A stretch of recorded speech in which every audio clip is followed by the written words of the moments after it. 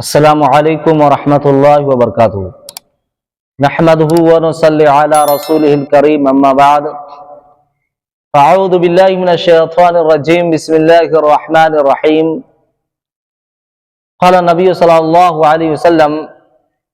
مثل الذی لا یتم رکوعہ ولا ینقر فی سجودہ مثل الجاع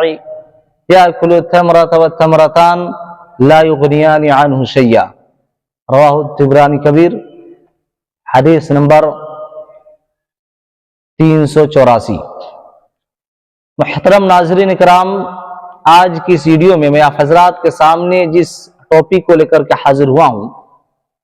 وہ ہے نماز میں خشوع و خضوع کو اختیار نہ کرنے کے نقصانات۔ میرے بھائیو، جو شخص نماز پڑھتا ہے اور اپنی نماز میں خشوع اور خضوع کو اختیار نہ کرے، ان کے کیا نقصانات ہیں؟ پیارے نبی جناب محمد رسول اللہ صلی اللہ علیہ وسلم نے اس کے متعلق کیا ارشاد فرمائے ہیں، آپ حضرات ایک دو حدیث سماعت فرمائیں۔ سب سے پہلی حدیث طبرانی کبیر کی حدیث ہے۔ راوی حدیث حضرت ابو موسیٰ اشعری رضی اللہ عنہ سے روایت وہ بیان کرتے ہیں کہ رسول اکرم صلی اللہ علیہ وسلم نے ایک شخص کو نماز پڑھتے ہوئے دیکھا جو بغیر اعتدال اور بغیر خشوع کے نماز ادا کر رہا تھا۔ پیارے نبی صلی اللہ علیہ وسلم نے فرمایا: لو مات هذا على حاله، اگر اس کی موت اسی حالت میں ہو گئی، هذه مات على غیر ملت محمد صلی اللہ علیہ وسلم، تو اس کی موت محمد صلی اللہ علیہ وسلم کی ملت پر نہ ہوگی، محمد صلی اللہ علیہ وسلم کے دین پر نہ ہوگی۔ پھر رسول اللہ صلی اللہ علیہ وسلم نے مثال دیتے ہوئے ارشاد فرمایا: مثل الذی لا یتم رکوعہ ولا ینقر فی سجودہ مثل الجاع، ایسا آدمی، ایسا شخص جو صحیح طریقے سے رکوع نہ کرے اور سجدے میں بھی ٹھونگی ہی مارے، یعنی کوے کی چونچ مارنے کی طرح جلدی جلدی سجدہ کرے۔ مثل الجاع، اس شخص کی مثال اس بھوکے شخص کی طرح ہے، یاکل التمرۃ والتمرتان، جو ایک کھجور یا دو کھجوریں کھاتا ہے، جو ایک کھجور یا دو کھجوریں کھاتا ہے، لا یغنیان عنہ شیئا، اور یہ دو کھجوریں اس کی بھوک میں کچھ بھی فائدہ نہیں پہنچاتی۔ میرے بھائی، اس حدیث کے اندر غور کریں۔ پیارے نبی صلی اللہ علیہ وسلم نے ایسے شخص کے متعلق مثال دیتے ہوئے ارشاد فرمایا کہ جو شخص اپنی نماز میں رکوع اور سجود کو اچھی طریقے سے پورا نہ کرتا ہو، جو شخص نماز میں خشوع اور خضوع کو اختیار نہ کرتا ہو، اس شخص کی مثال اس بھوکے شخص کی طرح ہے جو ایک کھجور یا دو کھجوریں کھاتا ہے، اور یہ دو کھجوریں جس طریقے سے اس کی بھوک کو نہیں مٹاتی، ٹھیک اسی طریقے سے اگر کوئی شخص نماز پڑھ رہا ہے اور اگر وہ اپنی نماز کے اندر خشوع اور خضوع کو اختیار نہیں کرتا ہے، صحیح طریقے سے رکوع اور سجود کو پورا نہیں کرتا ہے، تو پھر اس کی نماز بھی اس کو کچھ بھی فائدہ نہیں پہنچائے گی، اور ایسی نماز اللہ رب العالمین کے ہاں کوئی حیثیت نہیں ہے، کوئی اہمیت نہیں ہے، اور ایسی نماز اللہ رب العالمین کے ہاں قابل قبول نہیں ہے۔ اور میرے بھائیو، مسند احمد کی حدیث ہے، صحیح حدیث ہے، اللہ کے نبی جناب محمد رسول اللہ صلی اللہ علیہ وسلم نے ارشاد فرمایا کہ ان قریب ایک ایسا زمانہ آئے گا کہ تم کو ایک بھی خشوع والا آدمی نظر نہ آئے گا، یعنی اس امت سے سب سے پہلے خشوع کو ختم کر لیا جائے گا، خشوع کو اٹھا لیا جائے گا۔ ایسا زمانہ ضرور آئے گا کہ تم کو ایک بھی خشوع والا آدمی نظر نہ آئے گا۔ اور میرے بھائیو، یہ حدیث بھی مسند احمد کی حدیث ہے۔ راوی حدیث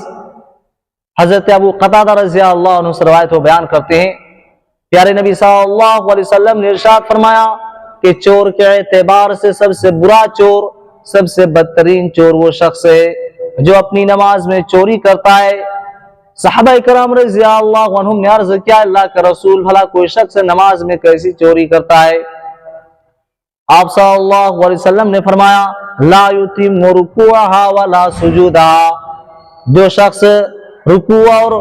سجدے کو صحیح طریقے سے ادا نہ کرے ایسا شخص نماز کا چور ہے۔ ہاں، جو شخص اپنی نماز میں رکوع اور سجود کو صحیح طریقے سے ادا نہ کرتا ہو ایسا شخص نماز کا چور ہے، ایسا شخص نماز میں چوری کرتا ہے۔ اور میرے بھائیوں، صحیح ترغیب و ترہیب کی صحیح حدیث ہے، راوی حدیث حضرت انس رضی اللہ عنہ بیان کرتے ہیں کہ پیارے نبی جناب محمد رسول اللہ صلی اللہ علیہ وسلم نے ارشاد فرمایا کہ جو شخص نماز کو اس کا وقت ٹال کر کے پڑھے اور اس کا وضو بھی سنوار کر کے نہ کرے، اچھی طریقے سے نہ کرے، اور نماز میں دل کو حاضر نہ رکھے اور رکوع اور سجدہ کو صحیح طریقے سے خوب اطمینان اور تسلی کے ساتھ پورا نہ کرے، تو ایسے شخص سے جب اس کی نماز رخصت ہوتی ہے تو کالی بھوجنگ ہو جاتی ہے، یعنی نور اور برکت سے بالکل خالی ہوتی ہے، اور پھر وہ نماز اس نمازی سے کہتی ہے جس طریقے سے تو نے مجھے برباد کیا اللہ رب العالمین بھی تجھ کو برباد کرے، اللہ رب العالمین بھی تجھے ہلاک کرے، برباد کرے۔ پھر وہ نماز تھوڑی اونچی ہوتی ہے جس قدر اللہ رب العالمین کو منظور ہوتا ہے، تو اس نماز کو چیتھڑوں میں لپیٹ لیا جاتا ہے، چیتھڑوں میں لپیٹ کر کے اس نمازی شخص کے چہرے پر، اس نمازی شخص کے منہ پر فرشتے اس نماز کو مار دیتے ہیں کہ جاؤ تمہاری نماز تمہیں مبارک۔ ایسی نماز اللہ رب العالمین کے قابل قبول نہیں ہے۔ اور اسی طریقے سے میرے بھائیوں، حضرت سعد بن عمارہ نے ایک شخص کو وصیت فرمائی اور وصیت کرتے ہوئے کہا اذا انت صلیت فصلی صلاۃ مودع، جب بھی تم نماز پڑھنا تو اس کو آخری الوداعی نماز سمجھ کر کے پڑھنا، کیا پتا کیا معلوم کہ اس کے بعد تم کو دوبارہ نماز پڑھنے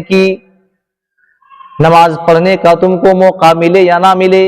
اس لیے جب بھی تم نماز پڑھنا تو تم اس کو آخری الوداعی نماز سمجھ کر کے پڑھنا، کیا پتا کہ موت آ جائے اور پھر دوبارہ تم کو نماز پڑھنے کا موقع نہ ملے۔ اس لیے میرے بھائیوں، ہمیں اور آپ کو چاہیے کہ ہم جب بھی نماز پڑھیں تو اس کو آخری الوداعی نماز سمجھ کر کے پڑھیں کہ کیا پتا اس کے بعد موت آ جائے، دوبارہ ہم کو نماز پڑھنے کا موقع ملے یا نہ ملے، اللہ رب العالمین کی عبادت کرنے کا موقع ملے یا نہ ملے۔ اس لیے ہمیں چاہیے کہ جب بھی ہم نماز پڑھیں اس کو آخری الوداعی نماز سمجھ کر کے پڑھیں، اور جب بھی نماز پڑھیں تو اپنی نماز میں خشوع و خضوع کو اختیار کریں۔ آپ کو اندازہ ہو گیا ہوگا کہ جو شخص نماز کے اندر خشوع و خضوع کو اختیار نہیں کرتا ان کے نقصانات کیا ہیں۔ ایسی نماز اللہ رب العالمین کے ہاں قابل قبول نہیں ہے اور ایسی نماز بیکار ہے۔ اللہ رب العالمین سے دعا ہے بار الہ تو ہمیں کہنے سننے سے زیادہ اس کے اوپر عمل پیرا ہونے کی توفیق عطا فرما۔ پاک پروردگار عالم جب تک ہمیں زندہ رکھ، ایمان اسلام کی حالت میں زندہ رکھ، جب ہمارا خاتمہ بالخیر ہو، ہمارے زبان پر آخری کلمہ لا الہ الا محمد رسول اللہ کہنے کی توفیق عطا فرما۔ اقول قولی ھذا استغفر اللہ لی ولکم ولسائر المسلمین۔ السلام علیکم ورحمۃ اللہ وبرکاتہ۔